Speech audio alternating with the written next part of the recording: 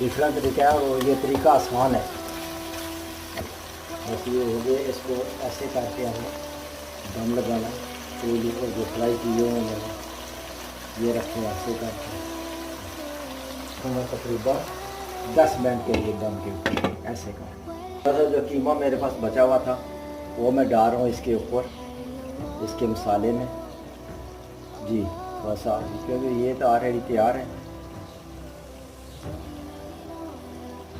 बस ये अभी तैयार है जी, अभी मैं इसको उतारूँगा